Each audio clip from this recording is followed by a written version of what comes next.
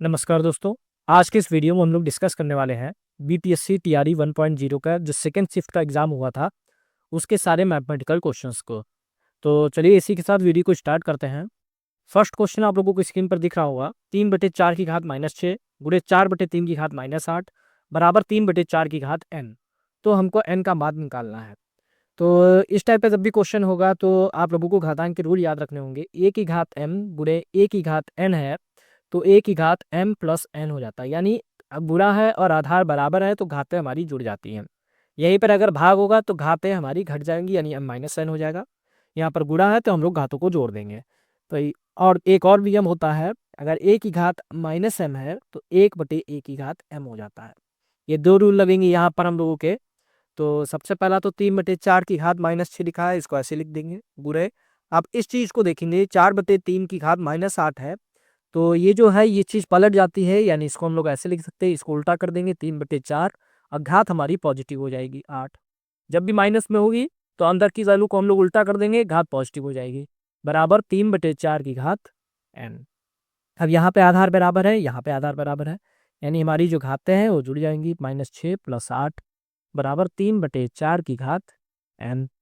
अब इसको सॉल्व करेंगे, 3/4 8 में से 6 जाएगा 2 बचेगा बराबर 3/4 की घात n। अब एक ये रूल होता है a की घात m बराबर a की घात n, यानी आधार अगर बराबर है तो हमारी घातें भी बराबर होती हैं, यानी n बराबर 2 हो जाएगा और इस क्वेश्चन का जो आंसर हो जाएगा वो 2 हो जाएगा। इसमें दो ऑप्शन में नहीं है, यानी उपयुक्त में से कोई नहीं, ऑप्शन नंबर ई इस क्वेश्चन का राइट आंसर हो जाएगा। सिंपल से 2-3 जो रूल है घातांक के वो आपको याद रखने हैं। सबसे पहले a की घात -m बराबर 1/a की घात n, यानी अगर घात हमारी माइनस में है तो अंदर की डिजिट को हम लोग पलट देंगे, उल्टा कर देंगे तो हमारी घात पॉजिटिव हो जाएगी। वही चीज़ को हम लोगों ने यहाँ पे किया, 3/4 कर दिया, घात हम लोगों की पॉजिटिव हो गई। अब ये गुणा में है, यानी गुणा में घातें जुड़ी आएंगी। 3/4 की घात -6 + 8 हो गया, -6 + 8 का मतलब 2 हो गया, 3/4 की घात 2। अब यहाँ पर आधार बराबर हैं, जब आधार बराबर होते हैं तो हमारी घातें भी बराबर होती है, यानी n की वैल्यू 2 हो जाएगी और इस क्वेश्चन का जो हमारा आंसर हो जाएगा ऑप्शन नंबर ई। Next question number 2। अब ये भी घातांक का है। अब 4 की घात -1 है तो फिर से वही नियम, a की घात -m है तो 1/a की घात m, यानी 4 की घात -1 है तो 1/4 हो गया, प्लस 1/8 हो गया, भाग 1/, अब यहाँ पर माइनस है फिर से हम लोग इसको पलट देंगे तो ये हो जाएगा 2/3 की घात 2। जहाँ पर भी घात माइनस मिलेगी उसको हम लोगों को पॉजिटिव बना लेना। यहाँ पे माइनस मिली हम लोगों ने पॉजिटिव किया, यहाँ पे माइनस पॉजिटिव किया, यहाँ पे माइनस है इसको भी हम लोगों ने पॉजिटिव कर दिया। अब एलसीएम लेने में ये 8 हो जाएगा, ये 4 दूनी 8 यानी 2 + 1 और यहाँ पर भाग 1/, इसको अगर हम लोग ओपन करेंगे तो ये हो जाएगा 4/9। अब ये हो जाएगा 3/8 भाग, अब ये बटे के बटे में है यानी 1/4/9 है तो ये ऊपर चला जाता है हमारा 9/4। जब भी बटे के बटे में होगा तो हर जो है सबसे नीचे वाला वो सबसे ऊपर चला जाएगा। अब यहाँ पर भाग हो गया, जब भाग होता है तो भाग का चिन्ह हम लोग बुला चेंज कर लेते हैं और इधर की डिजिट को पलट देते हैं। तो 4 दूनी 8, 3 एकम 3, 3 तिया 9, तो 1/3 गुणे 2 या 1/6 हम लोगों का इसका आंसर हो जाएगा ऑप्शन नंबर ए। तो सबसे पहले 4 की घात -1 का मतलब 1/4, 8 की घात -1 का मतलब 1/8 और यहाँ पर 3/2 की घात -2 था तो 2/3 की घात 2 कर लिया। यहाँ पर भाग का चिन्ह था 2 + 1/8 यानी 3/8 हो गया भाग। अब ये बटे का बटा होता है ये ऊपर चला जाता है यानी 9/4 हो गया। भाग के चिन्ह को हम लोगों ने गुणा में चेंज कर दिया और यहाँ पर डिजिट को पलट दिया। 1/3 गुणे 2 यानी 1/6 हमारा ऑप्शन नंबर ए इस क्वेश्चन का आंसर हो गया। नेक्स्ट क्वेश्चन नंबर 3, ए अनुपात बी। काफ़ी लेंदी क्वेश्चन आए थे इसमें, तो सारे क्वेश्चन को हम लोग डिटेल में भी डिस्कस करेंगे और ऑप्शन से कैसे लगा सकते हो उसको भी डिस्कस करेंगे। 1/2 और 3/8 है तो सबसे पहले तो हम यहाँ पर हर बराबर करेंगे। यहाँ पर 2 है, यहाँ 8 है, यानी अगर हम लोग एलसीएम लेंगे 2 और 8 का तो 8 हो जाएगा और 8 से दोनों में गुणा कर देंगे। यहीं पर हम लोग लिख देते हैं शॉर्ट में ये 8, तो 2 से काटेंगे 2 चौको 8, 8 से 8 काटेंगे तो ये कट जाएगा यानी 4:3 हो जाएगा। सेम प्रोसेस हम लोग बी अनुपात सी में लगाएंगे। बी अनुपात सी 1/3 अनुपात 5/9 है। एलसीएम हमारा हो जाएगा 3 और 9 का 9, तो 9 से गुणा कर दिया, यहाँ पर हम लोग 9 से गुणा कर देंगे, 3 तिया 9, 9 से 9 कैंसिल हो गया। तो बी और सी का अनुपात हो गया 3:5। अब सी और डी का अनुपात निकालेंगे तो 5/6 अनुपात 3/4, 6 और 4 का एलसीएम होगा 12, तो 12 से इसमें गुणा कर देंगे, 12 से इसमें गुणा कर देंगे, 6 गुनी 12, 4 तिया 12, तो ये होगा 10:9। अब हम लोग देखेंगे ए बी सी डी सबको हम लोगों ने सॉल्व कर लिया। तो ए की वैल्यू 4, बी की 3, यहाँ पर बी की 3, सी की जो है 5, यानी ये बी की वैल्यू यहाँ पर और यहाँ पर सेम है। तो ए बी सी का हम लोग अनुपात निकाल सकते हैं, ए अनुपात बी अनुपात सी। तो ये जगह 4:3:5, क्योंकि सेम है इसलिए हम लोगों ने एक साथ लिख दिया। अगर अलग अलग होती तो हमको बराबर करना पड़ता, जैसे अभी हम लोग सी और डी की करेंगे। तो ये 4, 3, 5 हो गया। अब यहाँ पर देखेंगे सी की वैल्यू 10 है और यहाँ पर सी की वैल्यू 5 है, यानी सी की वैल्यू हम लोगों को यहाँ पर 10 बनाना पड़ेगा। तो 10 बनाने के लिए यहाँ पर 2 से गुणा कर देंगे सभी में। तो 4×2=8, 3×2=6, 5×2=10। और ए बी सी का जो अनुपात है वो 8:6:10 हो गया और सी डी का 10:9 है। अब हम लोगों का सी यहाँ पर भी बराबर हो गया, यहाँ पर भी बराबर हो गया। तो ए अनुपात बी अनुपात सी अनुपात डी हो जाएगा हमारा 8:6:10:9। तो 8:6:10:9 हम लोगों का आंसर हो जाएगा ऑप्शन नंबर बी। तो ए और बी हम लोगों का 1/2 3/8 दिया था, इसको हमने सिंपल किया, 4:3 बनाया। इसी तरीके से बी और सी का अनुपात बना हुआ 3:5। अब हम लोगों ने देखा डी की वैल्यू यहाँ भी 3 है, यहाँ भी 3 है, यानी कोई दिक्कत नहीं है। ए बी सी को हम लोग एक साथ लिख सकते हैं, 4, 3, 5 लिख लिया। सी डी का जब बनाया तो ये हम लोगों का बना 10:9। अब यहाँ पर सी की वैल्यू थी 5, यहाँ पर थी 10, यानी हम लोगों को यहाँ पर 10 बनाना था, तो 2 से गुणा किया, 8, 6, 10। अब यहाँ पर सी की वैल्यू 10 हो गई, यहाँ पर भी 10 हो गई, तो सबको हम लोग मिला के लिख सकते हैं। 8, 6, 10, 9 हम लोगों का आंसर हो गया। अब अगला क्वेश्चन देखते हैं।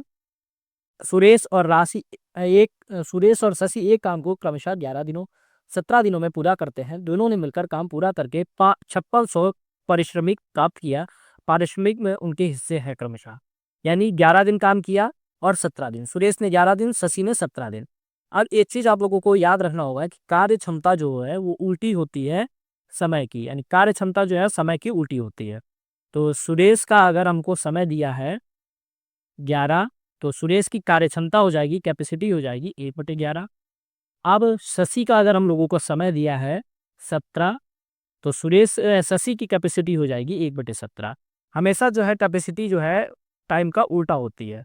अब अगर हम कैपेसिटी की बात करें, यानी कार्य क्षमता की बात करें, सुरेश अनुपात शशि की, तो सुरेश की 1/11 और शशि की 1/17। तो अब हम लोग इसको वैसे लिख सकते हैं, क्रॉस मल्टीप्लाई करके 17:11। अब सुरेश और शशि की कार्य क्षमता हमको पता चल रही है 17 और 11 की है। अब इनको मिलता है 5600 रुपये, यानी दोनों को मिला के अगर 17 और 11 को जोड़ देंगे तो हो जाएगा 28, और 28 की वैल्यू हमें क्वेश्चन में दी है 5600। तो एक की वैल्यू हम लोग निकाल सकते हैं, एक की वैल्यू हो जाएगी 200, 28 दूनी 56। तो एक की वैल्यू 200 पता चल गई। अब हमको अलग अलग निकालना है। तो शशि का था, सुरेश का था 17, तो सुरेश का जो पारिश्रमिक या रुपया आ जाएगा 17×200। 17×200 का मतलब हो गया 3400। शशि की बात करें तो शशि का 11×200, शशि का आ गया 2200। यही हमारा आंसर हो जाएगा 3400 और 2200, ऑप्शन नंबर बी। बस एक चीज याद रखना है, कार्य क्षमता जो है वो उल्टी होती है समय के। सुरेश 11 दिन का समय ले रहा था, यानी सुरेश की कार्य क्षमता 1/11 हो गई। अब शशि 17 दिन का समय ले रहा था, शशि की कार्य क्षमता 1/17 हो गई। दोनों की कार्य क्षमता का अनुपात हम लोगों ने निकाल लिया, क्रॉस मल्टीप्लाई करके इसको सॉल्व कर लिया। 17:11 हम लोगों को कार्य क्षमता का अनुपात पता चल गया। दोनों की कार्य क्षमता 17/11 है, रुपए मिल रहा है 5600 दोनों को मिला के, यानी दोनों को जोड़ के 5600 के बराबर कर दिया। एक की वैल्यू हमारी आ गई 200। अब सुरेश की कार्य क्षमता थी 17, तो सुरेश को मिलने वाले रुपए होगा 3400, 17×200। शशि की कार्य क्षमता ये थी 11, तो शशि को मिलने वाले रुपए हो गया 11×200, यानी 2200 रुपए। यहाँ पे आप लोग करेक्शन कर लीजिए, 2200 रुपए, 3400 और 2200 इस क्वेश्चन का आंसर हो गया। Next question number 5। ए का वजन बी के वजन का 25%। तो यहाँ पे हम लोग लिखिए, तो ए का वजन जो है वो बी के वजन का 25% है। तो परसेंट को हम लोग हटा देंगे, 100 ऐड कर देंगे, 25 से कम 25, 2500 को 100, यानी ए की वैल्यू आ गई b/4। तो हम लोग क्या कह सकते हैं, बी की वैल्यू हो गई 4a क्रॉस मल्टीप्लाई करने पे। और सी के वजन का 40% है। अब ए का वजन जो है सी के वजन का 40% है, यानी सेम चीज 40/100, 0 से 0 कैंसिल, 2 दूनी 4, 2 पंचे 10। तो क्रॉस मल्टीप्लाई करेंगे तो 5a = 2c हो गया। सी की वैल्यू निकाल लेंगे तो सी की वैल्यू हो गई 5a/2। अब बी और सी की वैल्यू निकाल ली। अब कह रहा है सी के वजन का कितना प्रतिशत बी के वजन के बराबर है। हम लोग मान ले सी के वजन का मतलब x% जो है बी के वजन के बराबर है। तो सी का वजन हम लोगों ने सी मान लिया, इसका x% बी के बराबर हो गया, क्योंकि अली लाभ में हमसे यही चीज बोल रहा था। तो सी के यहाँ पे वैल्यू हम निकाल चुके हैं 5a/2, तो 5a/2 लिख दिया इंटू x%।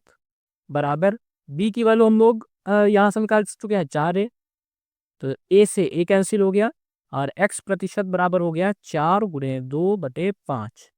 अब क्योंकि हमको वैल्यू चाहिए प्रतिशत में नहीं चाहिए, तो इसको हम लोग प्रतिशत हटा के यहाँ पे x/100 कर लेंगे और 100 की क्रॉस मल्टीप्लाई कर लेंगे। x बराबर 4/2/100/5, तो 5 से काटा 20 और 20 दूनी 40, 40 चौको 160।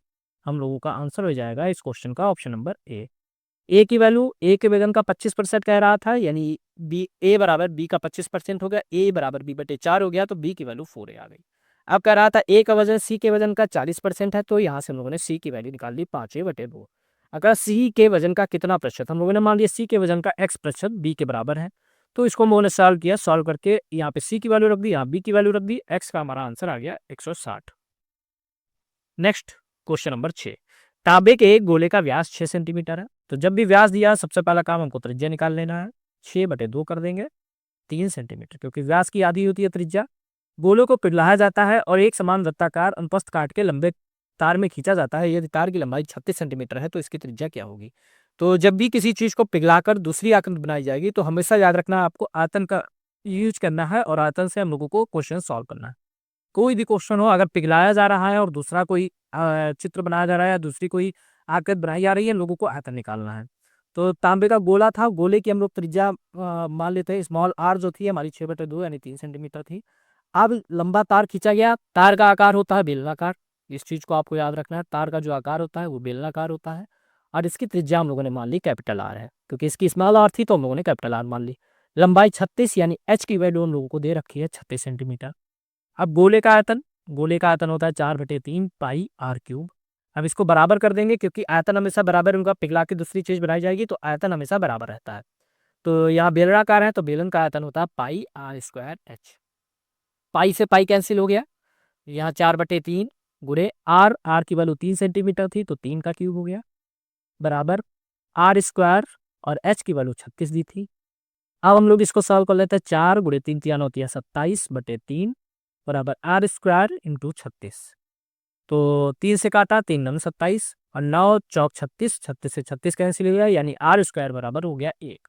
तो आर बराबर हो गया √1, तो आर की वैल्यू आ गई 1 सेंटीमीटर।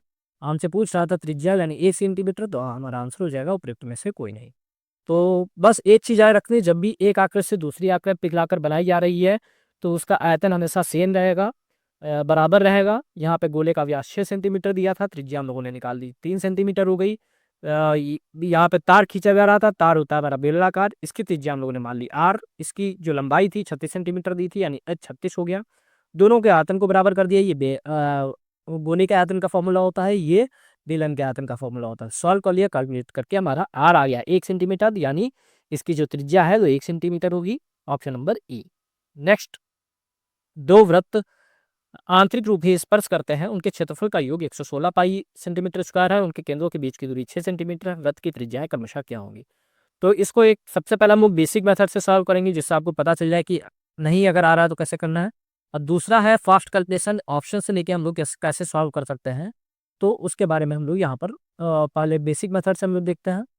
तो हमेशा याद करना, जब भी कह रहा है आंतरिक रूप से स्पर्श करते हैं, जब भी आंतरिक रूप से स्पर्श करेगा तो जो बड़े त्रिज्या होगी यानी आर मान ले, और जो छोटी त्रिज्या होगी यानी -r, दो वृत्त है तो बड़े की आर और छोटे की -r, तो r -r होगा।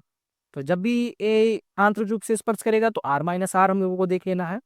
और अब क्या कह रहा है कि उनके क्षेत्रफल का योग 116 से पाई है, यानी यहाँ पर पाई बड़े वाले की त्रिज्या आर स्क्वायर, क्योंकि वृत्त के क्षेत्रफल का फॉर्मूला होता है पाई आर स्क्वायर, और छोटे वाले की पाई आर स्क्वायर, क्योंकि हम लोगों ने स्मॉल आर मानी है, बराबर 116 पाई।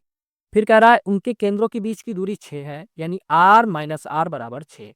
जब भी इस टाइप का क्वेश्चन होगा तो इतना हम लोगों को याद रखना है, पहली चीज जो केंद्रों के बीच की दूरी है तो उसको हम लोग माइनस करके बराबर कर देंगे, और दूसरा हम लोगों को योगफल दिया था तो हम लोगों ने ये कर लिया। पाई यहाँ पर है, पाई यहाँ है, पाई यहाँ कैंसिल हो गया, यानी r square plus r square बराबर 116 हो गया।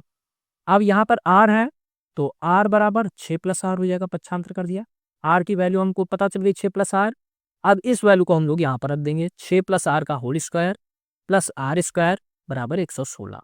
ये हो गया 36 प्लस r स्क्वायर प्लस 6 दूनी 12r, क्योंकि a + b का whole square a square plus b square plus 2ab। Plus R square बराबर 116। अब ये आर और आर मिलके 2r स्क्वायर हो गया प्लस 12r और प्लस 36। 116 को इधर पक्षांतर कर दिया तो 116 बराबर 0। तो ये हो गया 2r square plus 12r plus sorry minus हो जाएगा क्योंकि माइनस गया, 6 में से 6 गया 0, 11 में से 3 गया 8, यानी 80 बराबर 0। 2 से भाग कर दूंगी क्योंकि भाग चला जाएगा, 2 से ये 2 छंग 12 और 40, यानी 2 कॉमन करके हम लोगों ने भाग कर दिया तो हम लोगों का are square plus 6r minus 40 बराबर 0।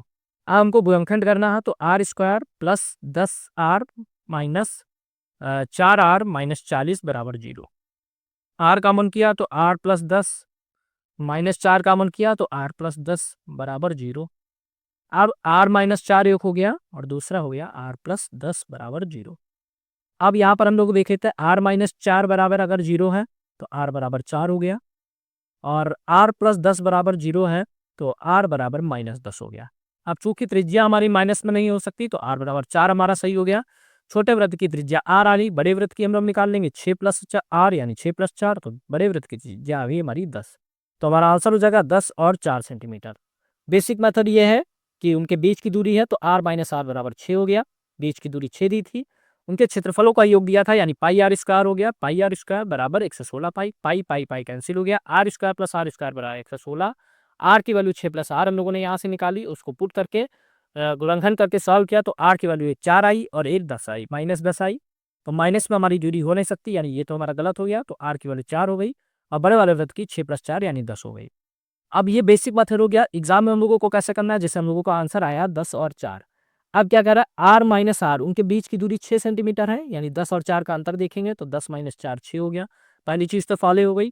दूसरी चीज कह रहा है कि जो इनके बीच का 116 पाई है, तो पाई थे तो हम लोगों को मतलब नहीं ये बचा, ये पाई कैंसिल हो गया, तो आर स्क्वायर शॉर्ट में याद रखेंगे, R square plus R square हम लोगों का 116 आना चाहिए था।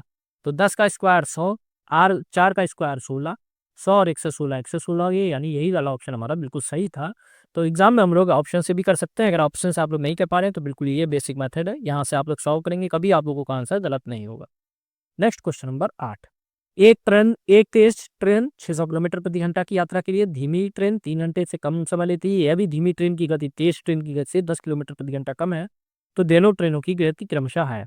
तो इसको भी हम लोग दो तरीके से सॉल्व करेंगे, एक हम लोगों का जो ये ऑप्शन से और एक बेसिक मेथड। तो पहले बेसिक मेथड से देख लेते हैं।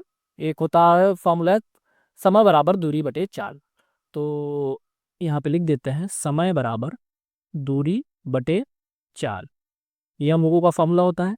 अब यहाँ पे कह रहा है 600 किलोमीटर प्रति घंटा की यात्रा के लिए धीमी ट्रेन से 3 घंटे समय कम लेती है, यदि धीमी ट्रेन की गति तेज ट्रेन की गति से 10 किलोमीटर प्रति घंटा कम है। तो तेज की अगर हम लोग गति मान लें x है, तो धीमी ट्रेन की गति 10 किलोमीटर प्रति घंटा कम यानी x माइनस 10 हो गई किलोमीटर प्रति घंटा, ये किलोमीटर प्रति घंटा, और दोनों का अंतर है 3, तो इसी चीज का अब हम लोग यूज करेंगे। दूरी हमको दी है 600 यानी दूरी हो गई 600, 4 हमारी हो गई x, 600 बटे x, क्योंकि धीमी वाली ज़्यादा समय लेगी तो धीमी वाली को पहले लिख देते हैं 600 बटे x माइनस 10। तेज वाली कितना समय लेगी, 600 बटे x का समय लेगी। अब 3 घंटे कम यानी दोनों का अंतर जो है वो 3 के बराबर दिया है। जब भी कहेगा 3 घंटे कम लेती है 3 घंटे ज़्यादा लेती है, यानी हम लोग जान जाएंगे हमको अंतर दिया गया है। तो बड़ी धीमी वाली का जो टाइम आएगा वो 600 बटे एक्स माइनस 10 आएगा, ज़्यादा समय लेगी इसको पहले लिखा, 600 बटा एक्स यानी कम समय लेगी तो इसको हम लोगों ने बाद में लिखा, दोनों का अंतर हमारा 3 के बराबर हो गया। 600 कॉमन कर लेंगे तो 1 बटे एक्स माइनस 10 हो गया, माइनस 1 बटे एक्स बराबर 3। अब हम लोग क्या करेंगे, यहाँ से एलसीएम ले लेंगे और 600 को इधर यहाँ पे भेज देंगे क्रॉस मल्टीप्लाई करके, तो एलसीएम लेंगे तो ये हमारा एलसीएम हो जाएगा एक्स माइनस 10 और एक्स, तो ये हो गया एक्स माइनस 10 बराबर 3 बटे 600, 3 से काट दिया ये 200 हो गया। इसको सॉल्व किया x माइनस एक्स प्लस 10 बटे, इसको गुणा कर देंगे एक्स स्क्वायर माइनस 10x हो जाएगा, x से x कैंसिल हो गया बराबर 1 बटे 200 हो गया। अब क्रॉस मल्टीप्लाई कर देंगे तो एक्स स्क्वायर माइनस 10x बराबर 2000 हो गया, तो x square minus 10x minus 2000 बराबर 0 हो गया। सेम पिछला क्वेश्चन बन गया गुणनखंड वाला, गुणनखंड करेंगे तो यहाँ पे 50 और 40 बन जाएगा, क्योंकि 50 और 40 की गुणा करेंगे 2000 आएगा, अंतर हमारा 10 आएगा, 50x प्लस 40x माइनस 2000 बराबर 0। तो x कॉमन किया तो x माइनस 50 प्लस 40 कॉमन किया तो x माइनस 50 बराबर 0। तो यहाँ से बन गया x प्लस 40 और x माइनस 50 बराबर 0। तो x की वैल्यू आ गई माइनस 40, यानी माइनस में हमारी चाल नहीं हो सकती, तो ये तो आंसर गलत हो गया। x माइनस 50 बराबर 0, तो x बराबर 50। तो तेज वाली गति की जो चाल आ गई वो 50 किलोमीटर प्रति घंटा आ गई। धीमी वाली की x माइनस 10, यानी 50 माइनस 10, 50 माइनस 10 का मतलब हो गया 40 किलोमीटर प्रति घंटा। तो तेज गति की चाल 50 और धीमी की चाल 40, यानी ए वाला ऑप्शन हमारा सही हो गया। तो कैसे से एक फार्मूला याद रखना, समय बराबर दूरी बटे चाल। तेज गति की हम लोगों ने चाल मानी x किलोमीटर प्रति घंटा, धीमी गति की x माइनस 10 किलोमीटर प्रति घंटा मान ली, और दोनों में 3 घंटे कम समय ले रही, यानी दोनों का अंतर 3 घंटा दिया था। इसको हम लोगों ने पुट किया और यहाँ से हम लोगों ने गुणनखंड किए। गुणनखंड करने के बाद एक की वैल्यू हमारी माइनस 40 आई। चाल हमारी निगेटिव नहीं हो सकती, इसलिए ये हमारा जो है गलत हो गया। फिर दूसरे को सॉल्व किया तो 50 आई, यानी यही सही हो गया। तेज गति की जो तेज ट्रेन है उसकी चाल 50 हो गई और धीमी वाली की 50 माइनस 10 40 हो गई। अब एग्जाम में हम लोग ऑप्शन से कैसे कर सकते हैं, जैसे 600 किलोमीटर दिया है, 600 तेज वाली समय ले रही है 50, यानी 50 से भाग कर देते हैं तो 12 घंटे का समय आ गया। और 600 धीमी वाली की अगर बात किया है तो 40 है, यानी ये 15 घंटे का समय ले रही। ये 12 घंटे का ये समय ले रही है, 15 घंटे का समय ले रही है, यानी 3 घंटे कम ले रही है। तो बिल्कुल ऑप्शन नंबर ए हमारा बिल्कुल सही हो गया। तो इस तरीके से भी आप लोग बिल्कुल आसानी से आप लोग ऑप्शन से कर सकते हैं। Next question number 9। 1/x plus 1/y बराबर 8, 1/y प्लस 1/z बराबर 12, 1/z प्लस 1/x बराबर 10 को संतुष्ट करने वाला x का मान, यानी x की वैल्यू निकालनी है। तो एक ये इक्वेशन 1 मान लो, इसको इक्वेशन 2 मान लो, इसको इक्वेशन 3 मान लो। आप 1 प्लस 2 प्लस 3 कर देंगे। तो ये 1/x प्लस 1/y, फिर 1/y प्लस 1/z, फिर 1/z प्लस 1/x, और तीनों को इधर भी जोड़ देंगे, 8 प्लस 12 प्लस 10। अब ये 1/x और 1/x मिलकर हो गया 2/x। ऐसे 1/y और 2/y मिलकर हो गया 2/y।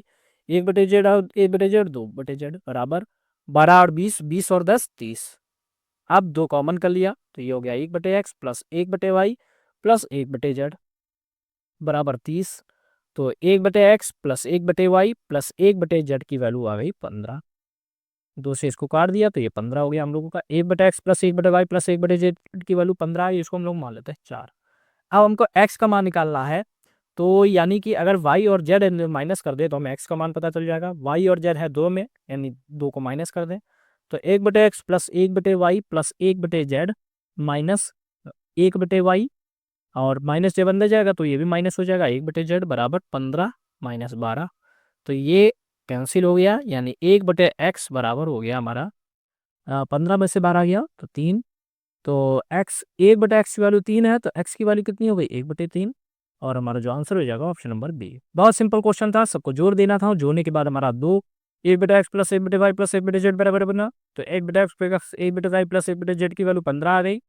अब 1/x x की वैल्यू निकालनी थी, 1/x की हम लोगों ने निकाल ली, 4 में से 2 को माइनस किया तो 1/x की वैल्यू 3 आ गई, यानी x की वैल्यू 1/3 हो गई। ऑप्शन नंबर बी इस क्वेश्चन का राइट आंसर हो गया। नेक्स्ट क्वेश्चन देखते हैं, क्वेश्चन नंबर 10।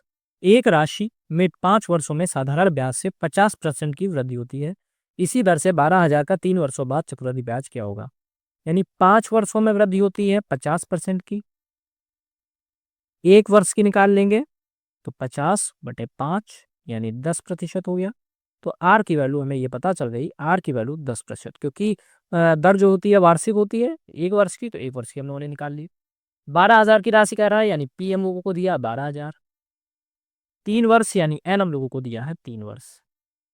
अब चक्रवृद्धि ब्याज कह रहा है, तो हम लोगों का फॉर्मूला हो जाएगा ए बराबर P1 प्लस आर बटे 100 की घात एन। ये होता है चक्रवृद्धि मिश्रधन का फॉर्मूला। ए है चक्रवृद्धि मिश्रधन, पी मूलधन, आर दर, और इसको हम यूज करेंगे तो पी की जगह पर 12,000, 1 प्लस आर की जगह पे 10/100 की घात एन। 0 से 0 कैंसिल हो गया, एन की जगह पर 3 हो जाएगा क्योंकि समय में 3 पता है।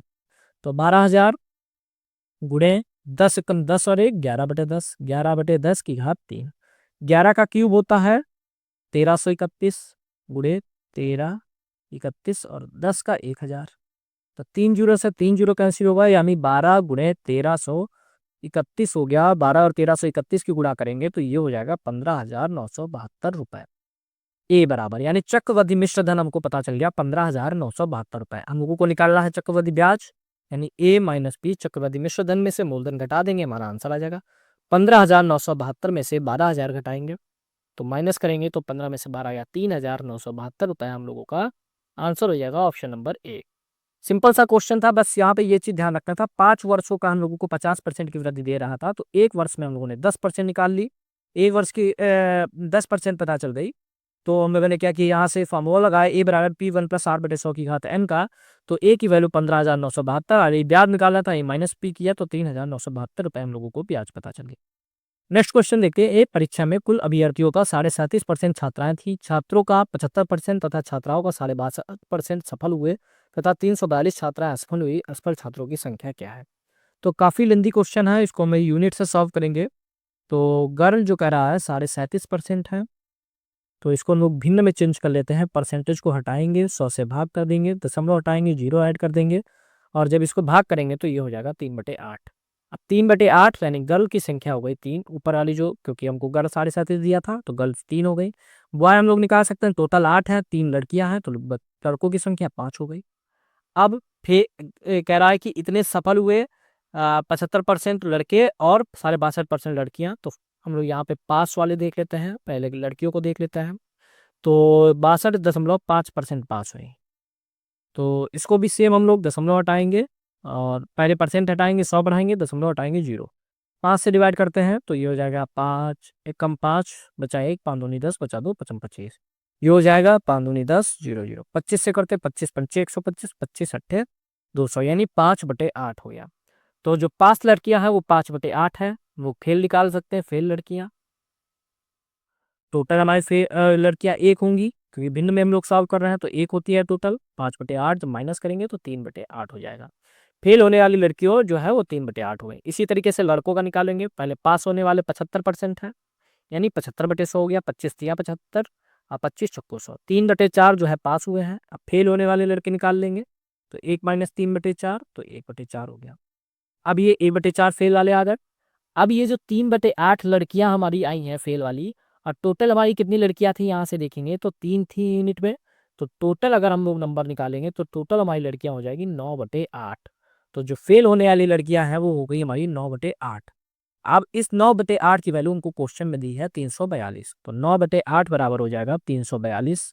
तो एक की वैल्यू हो जाएगी 342 गुणे 8/9 क्रॉस मल्टीप्लाई करके। अब असफल छात्र पूछ रहा है, यानी असफल बॉय पूछ रहा है, तो असफल कितना है 1/4, तो 1/4 से हम लोग और डिवाइड कर देंगे, हमको हमारा आंसर पता चल जाएगा।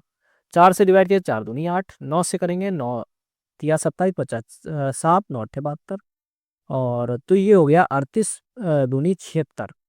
तो यहाँ से 76 हो गया। अब हमारे जो लड़के थे टोटल ये 5 थे, क्योंकि यहाँ पे 1/4 तो हम लोगों ने कर दिया, और इनकी जो टोटल संख्या थी 5 थी, यानी 5 से गुणा कर देंगे, हमारा आंसर आ जाएगा 6 पंचे 30, 7 पचे 35 और 3 38, 380। डायरेक्ट हम लोग ने अलग अलग किया, हम लोग ऐसे भी कर सकते थे, जैसे यहाँ 3/8 था, 3 से गुणा किया तो हमें लड़कियों का आया, 1/4 था तो 5 से करते तो 5/4 आता, और डायरेक्ट 5/4 से गुणा कर देते तब भी हमारा आंसर आया था। काफी लंबी क्वेश्चन है। जी की वैल्यू 37.5 दी थी गर्ल की, तो हम लोगों ने इसको 3/8 में चेंज किया। 3 हमारी लड़कियां हो गई और लड़के हमारे 5 हो गए, 8 में से 3 गया, 5 लड़के हो गए। पास होने वाली लड़कियां 62% थी, यानी इसको हम लोगों ने भिन्न में चेंज किया तो 5/8 हो गए। फेल होने वाली लड़कियां मैंने निकाली 3/8, चूंकि लड़कियों की संख्या 3 थी तो टोटल हमारी वैल्यू हो गई 9/8। और लड़के हमारे 75% पास थे, यानी फेल वाले तो 3/4 पास हो गए, फेल हो गए हमारे 1/4। चूंकि लड़कों की संख्या पास थी तो ये 5/4 हो गया। अब 9/8 की वैल्यू थी 342, तो एक की वैल्यू हो गई 342 गुणे 8/9। अब एक की वैल्यू हमें पता चल गई तो 5/4 की निकाल सकते हैं, 5/4 से गुणा कर देंगे, हमारा आंसर आ जाएगा 380, ऑप्शन नंबर बी। नेक्स्ट देखते हैं क्वेश्चन नंबर 12। -2/3 और 1/2 के बीच में दो संभव परिमेय संख्या है। तो -2/3 है, इधर 1/2 है। पहले तो हमको हर बराबर करना पड़ेगा, हर बराबर करने के लिए एलसीएम देंगे, 3 और 2 का एलसीएम हमारा 6 होगा, यानी 6 से यहाँ गुणा कर देंगे, 6 से यहाँ कर देंगे, तो 3 दूनी 6, तो ये -4 हो गया, 2 तिया 6, तो ये 3 हो गया। दोनों जगह हम लोग कर देता है 6/6, 6/6, जिससे हम लोगों को ऑप्शन से हम लोगों को पहचानने में आसानी रहेगी। तो ये हम लोगों को हो गया -4/6, और ये हमारा हो गया 3/6। तो ये अब हम लोगों के हर बराबर हो गए। अब हम लोगों को बताना है कौन इसके अंदर रहेगा, कि इसके बीच में जो आने वाली, पहला देखते हो 2/6, तो 2/6 तो इसके बीच में आ जाएगा, लेकिन 3/5 अगर देखते हैं तो 3/5 का मतलब हो जाएगा 0.6, और 6/4 का मतलब अगर हम लोग यहाँ पे 6/3 का मतलब अगर देखेंगे तो 0.5, यानी 0.5 से ज़्यादा हो गया, तो ये तो ऑप्शन हमारा नहीं हो सकता, क्योंकि इसके बीच में आना चाहिए, 0.5 से छोटा होना चाहिए। दूसरा देखते हैं -2/6, बिल्कुल ठीक है, इसके बाद में आ जाएगा। और 2/6 भी, ये भी बिल्कुल सही है, क्योंकि 2/6 इससे पहले, जस्ट पहले आ जाएगा। तो बी वाला ऑप्शन ही हमारा सही हो जाएगा। बहुत सिंपल क्वेश्चन है, केवल एलसीएम लेके हम लोगों को बराबर करना है। सब एक एक ऑप्शन करके देख लेंगे, जो हमारा फिट हो जाएगा वही हमारा आंसर होगा। नेक्स्ट क्वेश्चन नंबर 13, इसको भी हम लोग बेसिक मेथड से लगाएंगे, और एक हम लोग इसको ऑप्शन से लगाएंगे। सबसे पहले बेसिक मेथड से, एक पिता की उम्र उसके पुत्र की उम्र की 5 गुनी है, तो पुत्र की उम्र हम लोग मान लेते हैं, सन की उम्र मान लेते हैं x है, तो फादर की उम्र उसकी 5 गुनी यानी 5x हो जाएगी। अब कह रहा है लेकिन 15 वर्षों के बाद उसकी उम्र उसके पिता की उम्र की दोगुनी रह जाएगी। 15 वर्षों के बाद बेटे की उम्र रहेगा ये x+15, और पिता की उम्र रहेगा ये 5x+15। अब तरह 2 गुनी रह जाएगी, यानी इसमें अगर हम लोग 2 से मल्टीप्लाई कर देंगे तो ये हमारा बराबर हो जाएगा। तो 2x+30 बराबर 5x+15। पक्षांतर कर देंगे, 5x - 2x बराबर 30 - 15, तो 3x = 15, x = 5। तो x की वैल्यू आ गई 5। जब x की वैल्यू 5 आ गई, यानी बेटी की उम्र हो गई 5, पिता की उम्र हो जाएगी 5 × 5 यानी 25 वर्ष। ऐसे भी बहुत आसान हम लोग लगा सकते हैं। दूसरा क्या है, ऑप्शन से लगा सकते हैं। 25 वर्ष हमारा सही था, तो 25 वर्ष को भी लेते हैं। तो 25 वर्ष, अगर पिता की उम्र 25 वर्ष है तो बेटे की कितनी हो जाएगी, 5 हो जाएगी। अगर 15 वर्षों के ना, 15 वर्षों के बाद पिता की हो जाएगी 40, बेटी की हो जाएगी 15 × 5 = 20, 2 गुनी रह जाती है, तो बिल्कुल सही है, 20 का 2 × 40, यानी ऑप्शन नंबर बी हमारा बिल्कुल सही है। नेक्स्ट क्वेश्चन नंबर 14, नीलू 1 रुपए में 2 नींबू की दर से नींबू खरीदती है और उन्हें 3 रुपए में 5 नींबू की दर से बेचती है, उसका लाभ क्या होगा? तो इस क्वेश्चन को सॉल्व करेंगे। कह रहा 2 नींबू की दर से, यानी 2 नींबू खरीदती है 1 रुपए में, क्वेश्चन नहीं दिया है 1 रुपए में, तो 1 नींबू एन से लिख देता नींबू को, 1 नींबू की कीमत हो गई 1/2। ये खरीदती है, यानी ये हमारा हो गया सेलिंग प्राइस, कॉस्ट प्राइस, क्रय मूल्य। 3 रुपए में 5 नींबू, यानी 5 नींबू बेचती है 3 रुपए में, तो 1 नींबू बेचेगी 3/5 रुपए में, यानी ये हो गया हमारा सेलिंग प्राइस। तो नींबू की जो कि विक्रय मूल्य आ गया वो हमारा आ गया 3/5। और लाभ कह रहा है, तो प्रॉफिट, प्रॉफिट होता है हमारा SP - CP, यानी विक्रय मूल्य माइनस क्रय मूल्य। SP है ना 3/5, क्रय मूल्य हमारा 1/2। एलसीएम लेंगे 10 5 दूनी 10 यानी 6, 2 पंचे 10 यानी 5, तो प्रॉफिट हो गया हमारा 1/10। और प्रॉफिट परसेंट में हमारा आंसर चाहिए, तो प्रॉफिट परसेंट का फॉर्मूला होता है प्रॉफिट अपॉन क्रय मूल्य, यानी CP × 100। तो प्रॉफिट है हमारा 1/10, CP हमें क्वेश्चन में हम लोगों ने अभी निकाला 1/2 × 100। अब इसको सॉल्व करेंगे तो ये 2 ऊपर चला जाएगा, 2/10 × 100, 0 से 0 कैंसिल, तो 2 × 10 यानी 20% हमारा आंसर हो जाएगा, ऑप्शन नंबर सी। 2 नींबू की कीमत 1 रुपए में खरीद रही थी, यानी 1 नींबू की कीमत हो गई 2 रुपए, CP हमें पता चल गया। इसी तरीके से हम लोगों ने SP निकाला 3/5 रुपए, प्रॉफिट निकाल लिया 3/5 - 1/2, प्रॉफिट हो गया हमारा 1/10। प्रॉफिट परसेंट निकाला हुआ, प्रॉफिट अपॉन क्रय मूल्य × 100, सॉल्व किया तो 20% हमारा आंसर हो गया। नेक्स्ट क्वेश्चन नंबर 15, एक विद्यालय में प्रत्येक विद्यार्थी या तो हिंदी या अंग्रेजी या दोनों लेता है, 50.8, 64.2% और 500, तो कितने विद्यार्थी हिंदी और अंग्रेजी लेते हैं? यानी हिंदी की दी है, अंग्रेजी की दी है, और कितना पूछ रहा है कि जो दोनों लेते हैं। तो जब भी इस टाइप का क्वेश्चन होगा, सबसे सिंपल जो तरीका होता है, इन दोनों को जोड़ देंगे। जैसे 50.8 है और 64.2 है, इनको जोड़ देंगे तो 8 2 2 10, यहाँ पे हो जाएगा 4 1 5 और 6 5 11, यानी 115। तो ये 115% हो गया। अब टोटल अगर परसेंट में मात्रा पूछी है तो 100% होता है टोटल। यहाँ पे हुआ 115, जो एक्स्ट्रा है वही हम लोगों को ये वैल्यू दी है, मतलब जो एक्स्ट्रा है वही हम लोगों की जो वैल्यू होगी हिंदी और अंग्रेजी दोनों वाली। जैसे 115% है, यानी 15% एक्स्ट्रा हो रहा है, तो 15% जो है बोथ लेते हैं, यानी हिंदी और अंग्रेजी दोनों लेते हैं। कुल संख्या 500 है और दोनों की निकालनी है, दोनों 15% है, यानी 15/100 कैंसिल हो जाएगा, 75 हम लोगों का आंसर हो जाएगा, ऑप्शन नंबर सी। बहुत सिंपल है, केवल हम लोगों को जोड़ देना है, जितना 100 से एक्स्ट्रा आएगा वो दोनों लेते हैं। यहाँ पे 15% एक्स्ट्रा आया तो 15% हिंदी हिंदी और अंग्रेजी दोनों लेते हैं। कुल संख्या 500 दी थी, 500 का 15% निकाल दिया, यानी 75 बच्चे ऐसे हैं जो हिंदी और अंग्रेजी दोनों लेता है। नेक्स्ट और लास्ट क्वेश्चन आज का, निम्नलिखित का मान क्या है? एक्स की घात A B minus C, X की घात B C minus A, X की घात सी ए माइनस बी। तो सबसे पहले तो हम लोग गुणा कर लेंगे, तो ए बी हो जाएगा माइनस ए सी हो जाएगा, इंटू एक्स की घात बी सी हो जाएगा माइनस ए बी हो जाएगा, इंटू एक्स की घात ए सी हो जाएगा माइनस बी सी हो जाएगा। अभी हम लोगों ने डिस्कस किया था फर्स्ट क्वेश्चन में ही, गुणा में घातें जुड़ जाती हैं, तो A B minus A C plus B C minus A B plus A C minus B C. अब ए बी से ए बी कैंसिल, ए सी से ए सी कैंसिल, बी सी से बी सी कैंसिल, यानी एक्स की घात 0 और किसी भी संख्या की अगर घात 0 है तो उसका मान 1 होता है। ऑप्शन नंबर बी हमारा सही होगा। सिंपल सा ऐसा क्वेश्चन देखते ही हमारा आंसर हो जाएगा एक, ये ए बी और ये A B cancel, A C cancel, इसी तरीके से बी सी कैंसिल हो गया, एक्स की घात 0 और कोई भी संख्या है अगर उसकी घात 0 है तो उसका मान हमेशा 1 आता है। तो ये हम लोगों का टीआरई 1 का जो सेकंड शिफ्ट का एग्जाम था उसके हम लोगों के 16 जो मैथमेटिकल्स क्वेश्चन थे उन सभी को हम लोगों ने यहाँ पर डिस्कस किया। अगर आप लोगों को वीडियो पसंद आया तो वीडियो को लाइक करिए, साथ ही साथ चैनल को सब्सक्राइब करिए। मिलता है नेक्स्ट वीडियो में। Thank you.